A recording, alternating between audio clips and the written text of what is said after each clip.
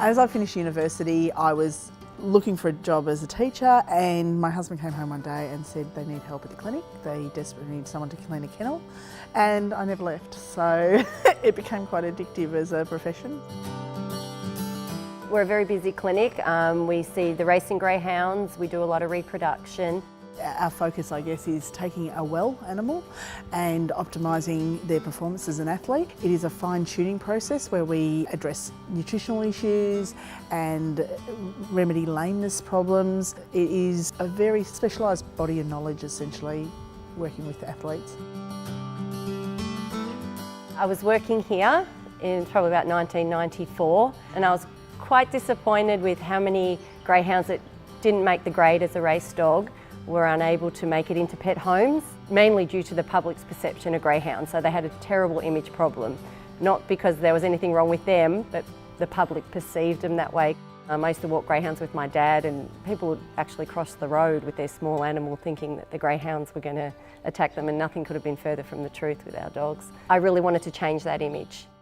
I was going to America and I looked up some adoption groups there, had meetings with them to see if they would help me set it up, and got some ideas from them.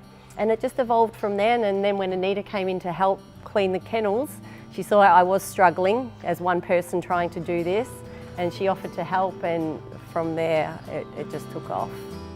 When we actually took them out to shows and pet expos and walks in the park, people would come out with their eyes wide saying, "Oh, my grandfather used to race greyhounds, they are beautiful dogs." The first year that we started GAP, we probably handled over 100 fosters through to adoption. And most of those fosters went through Anita's family and her extended family. We had 75 fosters through my house in 12 months, sometimes 5 at a time.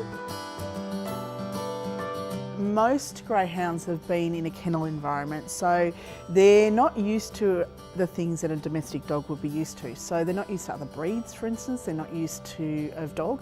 They're not used to cats. They're not used to stairs. They're not used to slippery floors. So we put them in an environment in which they would be likely to be adopted in the future. So they used to come into my house and they would spend 2 weeks wide-eyed looking at things. You'd find them in front of the washing machine staring fascinated as it went round, or the little one you had that was in front of the mirrored wardrobe, kissing herself looking at herself for hours on end. They went from very structured life to a very unstructured and then life. About 2 weeks in, suddenly they sort of shook it all off and they started to play.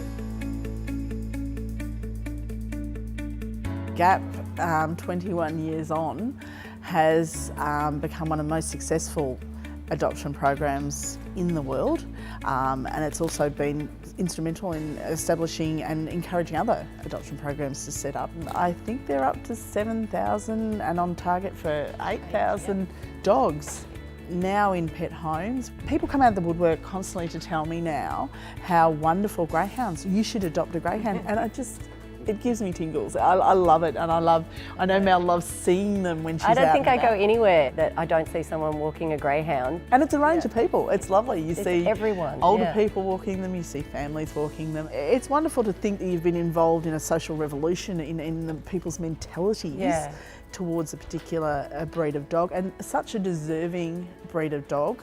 Medically sound, beautiful companions. They deserve to be in homes. They've got thousands of years of history of being a pet dog and only a fairly short one of racing.